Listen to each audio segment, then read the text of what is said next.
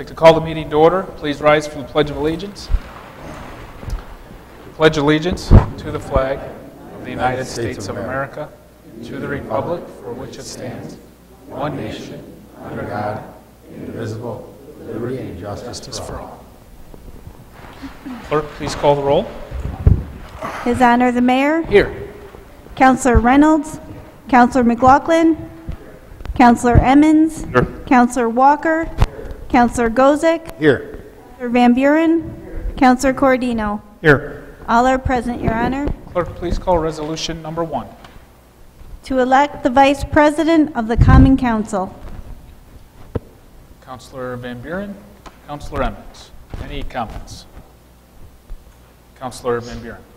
Your Honor, I'd like to make a motion to amend and elect Councilor John B. Gozick for Vice President. Second. Second. Clerk, please call the roll on the amendment. Councilor Reynolds. Yes to amend. Councilor McLaughlin. Yes to amend. Councilor Emmons. No. Councilor Walker. No. Councilor Gozick. Yes. Councilor Van Buren. Yes. Councilor Cordino. No. The resolution passes 4-3. Clerk, please call resolution, this is number 1 on the amended resolution. To elect the Vice President of the Common Council.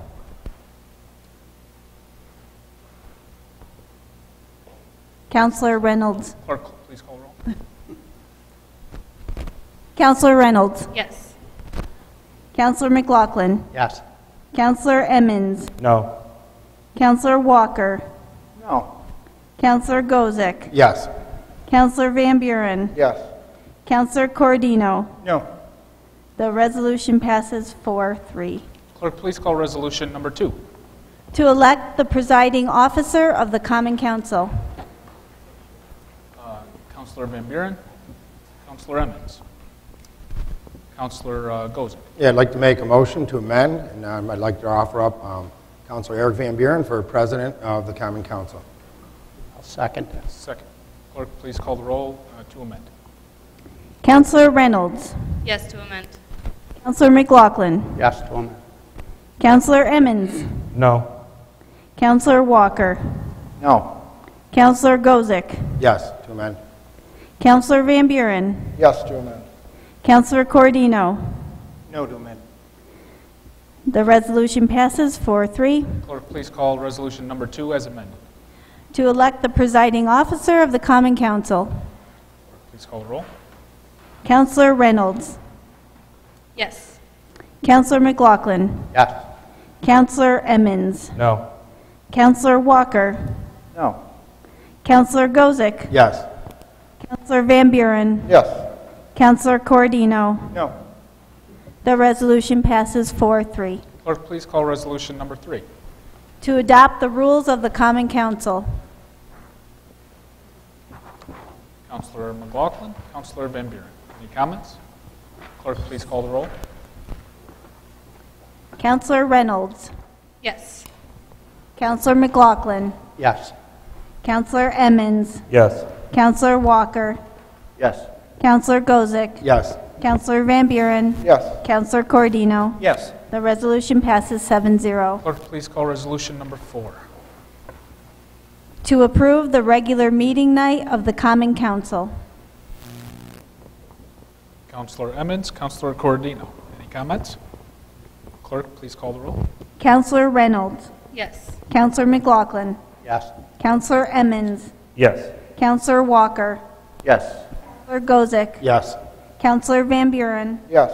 Councilor Cordino. Yes. The resolution passes 7-0. Clerk, please call resolution number 5. To designate depositories of public monies.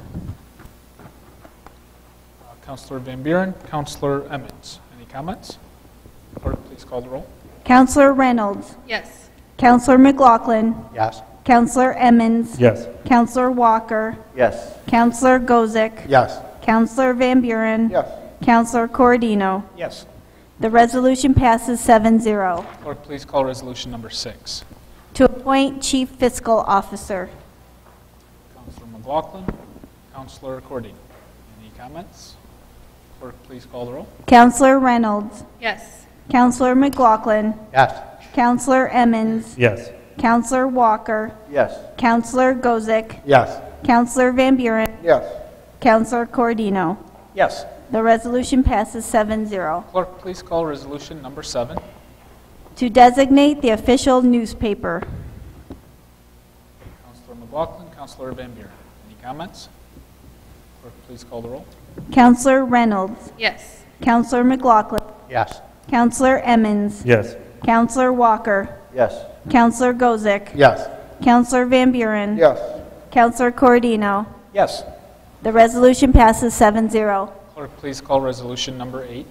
To adopt regular office hours.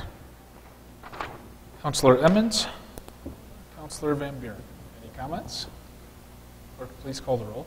Counselor Reynolds. Yes. Counselor McLaughlin. Yes. Counselor Emmons. Yes. Counselor Walker. Yes. Counselor Gozick. Yes. Counselor Van Buren. Yes. Counselor Cordino. Yes. The resolution passes 7-0. Clerk, please call resolution number 9. To approve tax anticipation note. Counselor Emmons, Counselor McLaughlin. Any comments? Clerk, please call the roll. Counselor Reynolds. Yes. Counselor McLaughlin. Yes. Counselor Emmons. Yes. Counselor Walker. Yes. Counselor Gozick. Yes. Counselor Van Buren. Yes. Counselor Cordino. Yes. The resolution passes 7-0. Motion to adjourn Motion to adjourn. by Counselor Emmons, Counselor McLaughlin. Clerk, please call the roll. Counselor Reynolds. Yes. McLaughlin. Yes. Counselor Emmons. Yes. Counselor Walker. Yes. Counselor Gozick. Yes. Counselor Van Buren. Yes. Counselor Cordino. Yes. The resolution passes 7-0. Meeting is adjourned. At this time, I'd like to open the Administrative Services Committee meeting for Wednesday, January 4th, 2017. Please call the roll. Counselor Cordino. Here. Counselor Van Buren. Here. Counselor Reynolds. Here. Counselor Walker. Here. Counselor Emmons. Here. Could I have a motion, or I'm sorry, can I have a motion to approve the minutes of December 5th, 2016 committee meeting? Make a motion. Walker? Second. Counselor Van Buren. Yes. Counselor Reynolds. Yes. Counselor Walker. Yes. Counselor Emmons. Yes. Counselor Cordino. Yes. Any old business to discuss? I know it was a month ago, but seeing none, moving on to new business. Under authorization, Brian Folgerwright, Water Department Manager, states periodic maintenance has to be done on the water plant's high voltage equipment, including the 35 kV switchyard. The competitive bid process resulted in the low bid of $39,317 by Scriba Electric.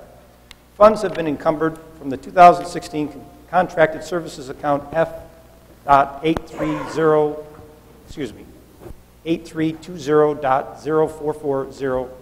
Mr. Folgerwright is requesting authorization to accept this bid. Mr. Folgerwright, would you like to speak?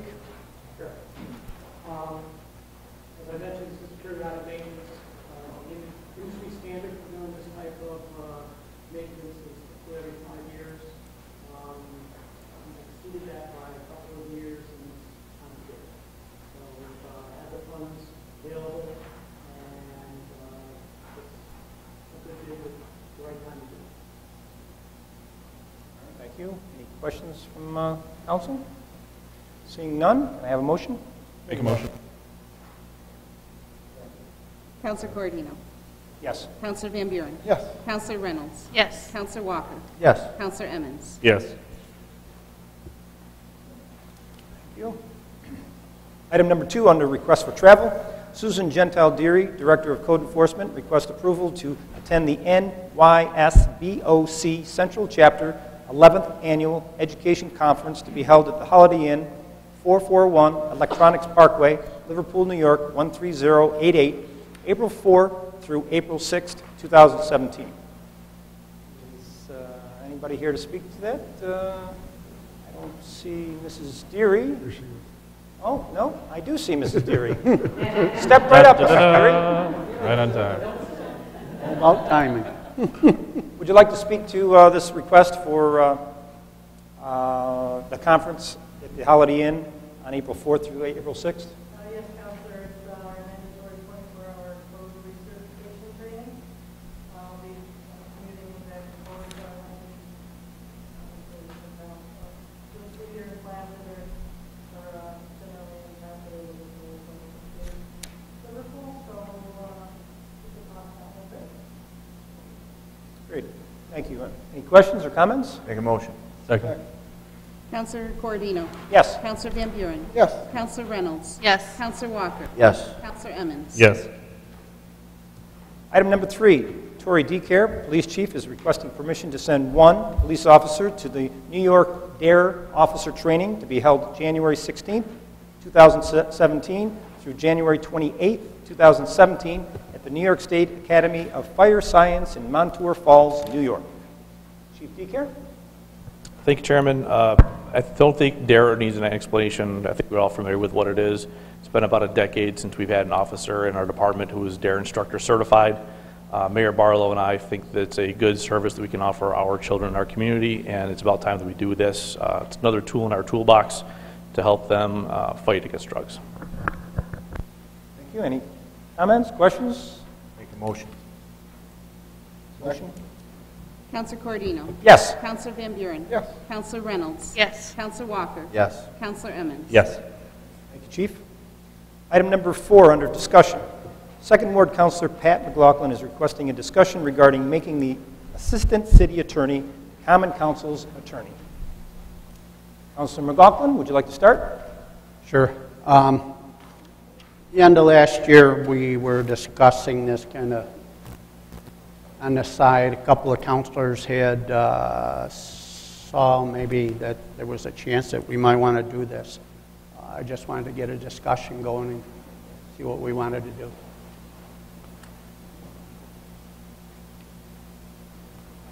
Anybody else want to chime in? Councilor?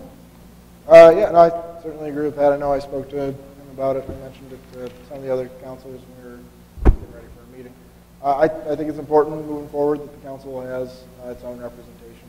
I think seeing an issue come forward where we now have a very active city attorney. Before, our previous city attorney was really just the city attorney. Her main focus was here, and she talked on municipality and the issue.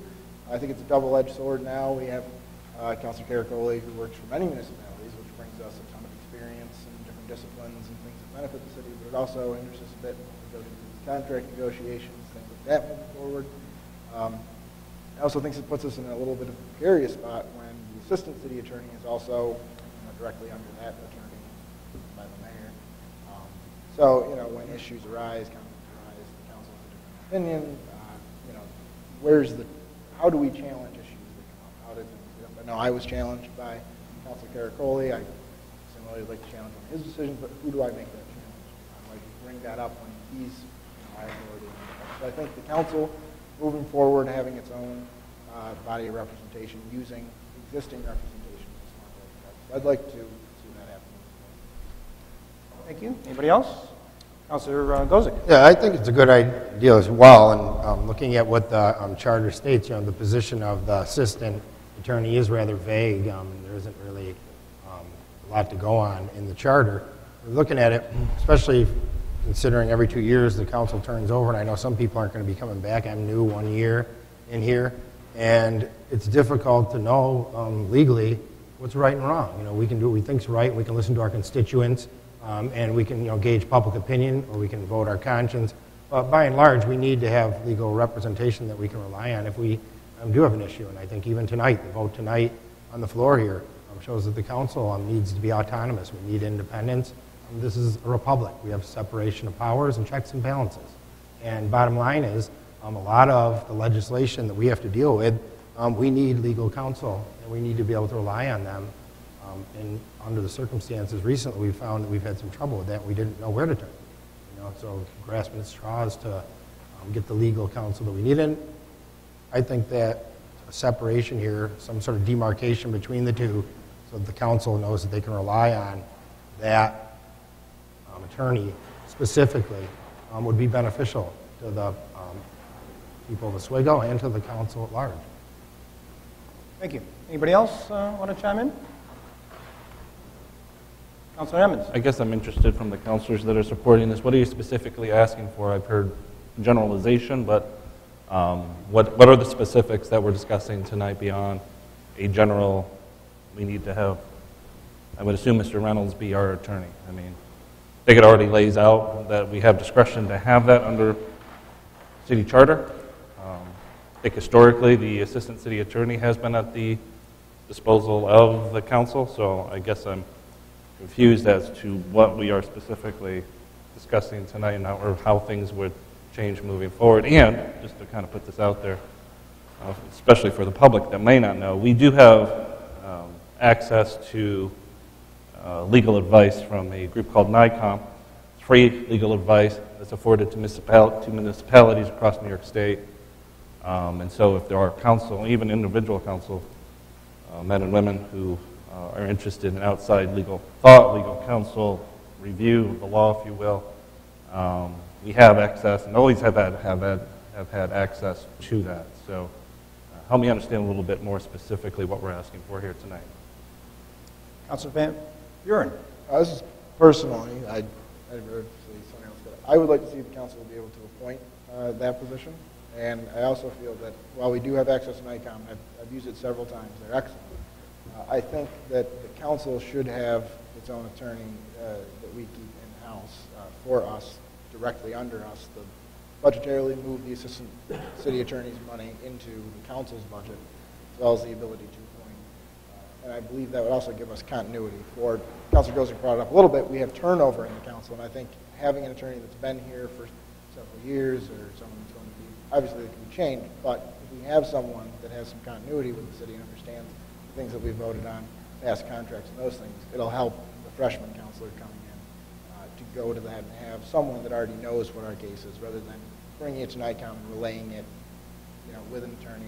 You can certainly work with the same one 7 times, but chances are you're going to work with somebody else. They have a lot. It'd be good to have somebody at our disposal that also is representative of us, appointed by us. Thank you. Yes, Counselor. Another question for Councilor McLaughlin and really for Councilor Van Buren. You both have been, and even Mr. Walker as well, you've all been on council for a number of years. Between you all, I've followed council for a couple of years now as well. I guess I'm curious as to why this is an issue now, and it's never been an issue in a number of years that you have been on the council before. I haven't heard a discussion like this in the past brought to the floor of the council, so I guess I'm curious as to why it's now, and this hasn't been an issue in the past. Personally, I think it's just, we've had this conversation before in different capacities. We talked about moving towards full corporate counsel. I believe Mayor Barlow brought in a piece of that, increasing Mr. Caracoli's role, and I think that was really a start towards what we were doing when we were talking about hiring corporate counsel and how that would work out. I know we've talked about that in the past, so I think now when we've gotten to the iteration of the city attorney's roles that we're at now, I think this is the conversation now that I'd like to have, is seeing how the system's set up. I would like to shift what we have. I think this is good. We've increased the city attorney's ability to represent the city. He's very helpful from the mayor. I know he's constantly involved in meetings, contract negotiations, those things. I'd like to see that for the council as well. So I would like to just see that done with what we have. In the past, like I said, I don't believe it was so much of an issue because the city attorney was really here all the time, and these issues of conflict didn't come up because she was really just the city attorney. So when we have one attorney that represents multiple places constantly, it becomes tough. We're going to see it again in another week or so when we start discussing the Skyrim contract, that we have dual representation happening again. And I think it's going to happen over and over. I know Mr. Caracoli represents the IDA as well in some capacities. And I don't know if he still does this, but he was involved with community development when they started their housing flip program. That became an issue. That was audited by the state comptroller. It was an issue for the houses that were given to them. That was an issue. So I just see conflicts arising that I would like to see the council try and step up and get its own representation for it that would protect us as a separate body. Thank you. Yes, Councilor Emmons. Again, through the chair, and pardon my confusion, but aren't we already, with the Scriba deal, haven't we already remedied, quote-unquote, that issue with Councilor Reynolds now representing the city in that particular deal. I guess we keep coming up with these questions about conflict, and I think we're able to handle those conflicts with two attorneys. You know, for example, if there was some deal with the town of New Haven, well, Mr. Caracoli would represent the city because Mr. Reynolds is the attorney and counsel for the town of New Haven. So I guess I'm still confused as to why we need to have separate counsel for the city, unless you're implying, maybe you are, this is a question, that somehow Mr. Caracoli has been giving us bad advice or not being truthful or thoughtful. I mean, that's the only other reason I could come up with as to why we would need some sort of separate counsel, if we will, beyond what we already have. If we're talking about specific contracts, we have two attorneys that can work on those contracts, and if there's conflicts that arise because of representation, I think we're more than capable, and I think the mayor's more than capable of discussing those conflicts, recognizing those conflicts, and assigning the appropriate attorney to represent the city in those conversations. So, again, I don't understand why we need to have a budget line to affect who represents the city with what contract. I think we have that power already, and I would expect the council president to be part of those conversations to ensure that the council is adequately represented within not only those conversations, but ensuring those conflicts are worked out prior to those negotiations. So, again, I'm confused. I stated this in my first, when you asked for clarity. Really, it was also the appointment, the ability for the council to also appoint that position. I believe that's part of the conflicts, is the mayor appoints both positions. They both work for the mayor. They both serve at the pleasure of the mayor. And I believe that creates a hindrance of what legal advice we get and how we go when we see that there's opposite sides between the branches. So that, to me, is an issue that the council would want to have some representation. So, like I said, if the mayor is appointing both positions, that person serves, those people serve at the pleasure of the mayor. I could see issues coming up where they will not be able to give us advice or would be leery of giving us advice to go against what the administration would like. I'm not saying that Councilor Barrow is vindictive or any of those type of things. Let's possible, thoughts out of your head. That's not the case. Distrust Councilor Barrow's judgment. I agree with a lot of things he's done. The ethics board, for example, is a good restraint that we put all on it for this. But I believe that's an example. And I brought that, actually, speaking of the ethics board, I brought that up during the meeting when we had the ethics board about the appointment of these positions and them all being appointed by one person. It was the norm across the state. We're one of only possibly 3 or 4 municipalities that don't have joint representation on ethics boards appointed by its separate bodies of government. So I think that speaks to what really could be the case. We can talk about semantics of if we're a small town, it doesn't really matter. Either way, I think for impropriety perceived or otherwise, when we can address it, we should. And this is an area that I think we should address. Yes, Councilor Emmons. So that would imply a charter change as opposed to just a budgetary amendment. It would imply a charter change. Is that correct? It is, and I said that I would like to look at both aspects of this, budgetary or charter. And again, I think Councilor Gozer brought it up. The assistant city attorney's roles in the charter are vague, and I think we can use those to better potential if we look at those. Anybody else? Mr. McLaughlin, you started this conversation. Would you like to finish it? No, I think it's pretty much been talked out. Okay. Might as well. Oh, sorry. Yes. I just have a comment that I wanted to make as the personnel director for the city. None of the councilors have approached me regarding these subjects. And it sounds to me through discussion, you're trying to create a new position. Doing that, there's civil service law and the city's civil service rules that must be followed. You can't just arbitrarily create a position without coming through and following the civil service law. That's all I wanted to say. Thank you. With that said, I might as well chime in myself on this issue. It sounds like that you're heading towards a charter revision. I did read the charter, and nowhere does it say, describe the position of assistant city attorney. I think it's section C9-00 through 06. And what it does say, and I'm sure you're well versed on it, Counselor, that it says that the city attorney can appoint additional counsel. And I think the city fathers left that kind of vague to take into account if the city attorney had more work than he could handle, that was kind of the easy way, or an opportunity to leave it open for future changes. I just feel that this was brought up primarily because of the town of Oswego sewer deal. And I think we're all probably going to agree with that one, that this kind of brought this issue to the forefront. And that issue probably, I agree, may not have been handled best because of the conflict, but going forward with the town of Scribe, as Councilor Van Buren mentioned, that's the next contract up for negotiations.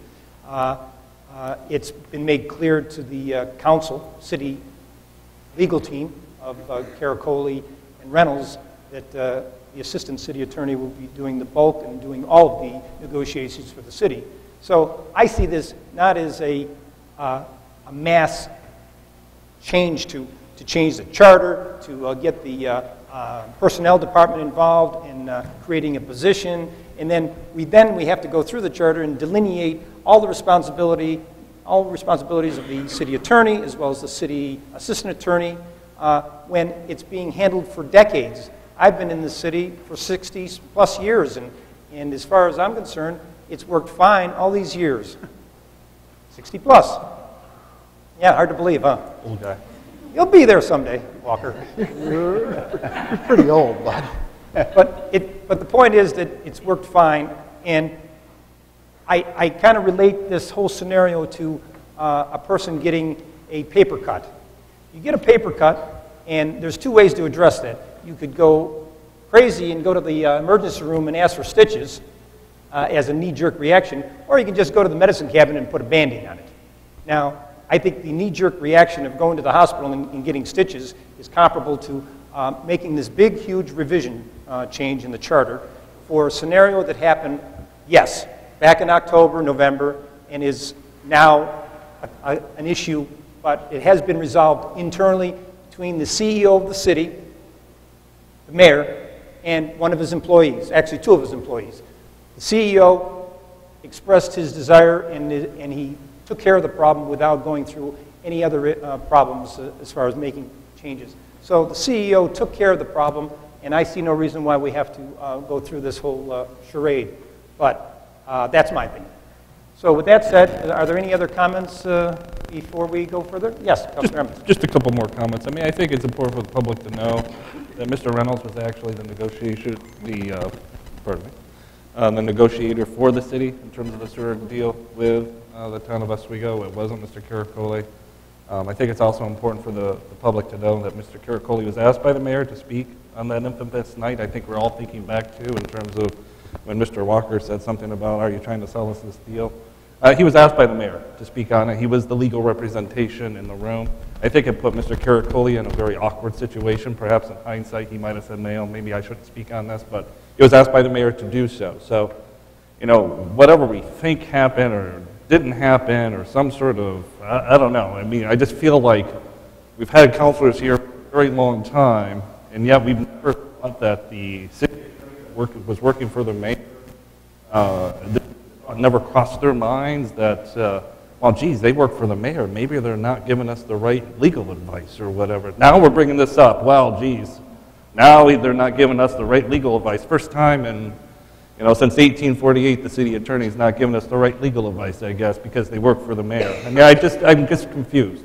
Again, I go back to this kind of confused place that, you know, I think Mr. Van Buren's been on council for, what, 6 years now? And this has never crossed your mind, or this has never come up? Go back and excuse me, Mr. Van Buren. Excuse me, he does have the floor. I have the floor, thank you. But now it's coming up because of I think, what were some honest mistakes that took place within the conversation, not the actual negotiation, but within the conversation of the sewer agreement with the town of Oswego. So I agree with Mr. Councilor Corradino that it is. I think we've called the Oswego Fire Department, maybe Jeff McRoby himself, and he came down with the ambulance and he's taking us all to the hospital over a paper cut right now, as opposed to letting the process really play itself out. Thank you. Counselor? Sure, I would invite you to read the committee minutes from past years of the council where we discussed switching to corporate counsel and getting away from the appointed system. I would invite you to speak to Councilor Reynolds, who did work for us preparing potential budgets during the budget process to move towards that scenario of moving towards a corporate counsel and getting away from the appointment. This is certainly not the first time this conversation has come up. This has happened many times over the past few years.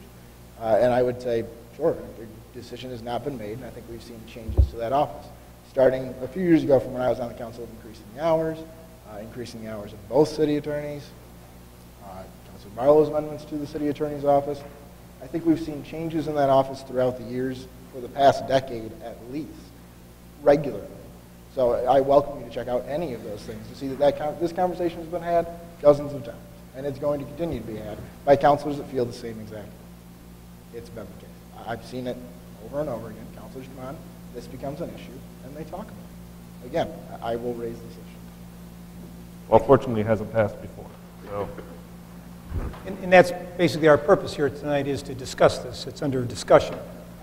Did you want to go forward with this, Councilor McLaughlin? Do you have anything you want to say, like a motion? I mean, I'm not trying to put words in your mouth, but where do you want to see this? I'm not even sure if I can make a motion because I'm not on the committee. That's true. You're not. You're not. Well, I'm sorry, you're on the committee. No, I absolutely was not looking to make a motion. I had some more research that I'd like to do about this. I mean, no offense to Pat, I didn't expect to see it on here this soon. I wanted to put a little more time in it, but I mean, I'll certainly have the conversation and speak to it. I had spoken to Councilor Reynolds and just him looking into a few things and possible avenues and hoops that we would need to jump through. And that takes time, so I certainly wasn't looking to come out here with facts and figures and scenarios, but like I said, I will give you my impression and my thoughts on the topic. I don't have a motion or a proposal for you right now. It's just because I was not expecting to see this. Councilor McLaughlin? My whole intention was to get the discussion going, maybe not so confrontational, but to get it going, because I had made a couple of promises that I would. That's all. And I wasn't ready to. Well, I didn't know where to start to begin with. I didn't think it was that confrontational, the conversation here. We're discussing it in a nice, calm We're always calm around here. way. All right. Any other comments? Second? Councilor Corradino. Yes. Councilor Van Buren. Yes. Councilor Reynolds. Councilor Walker. Councilor Emmons. Yes.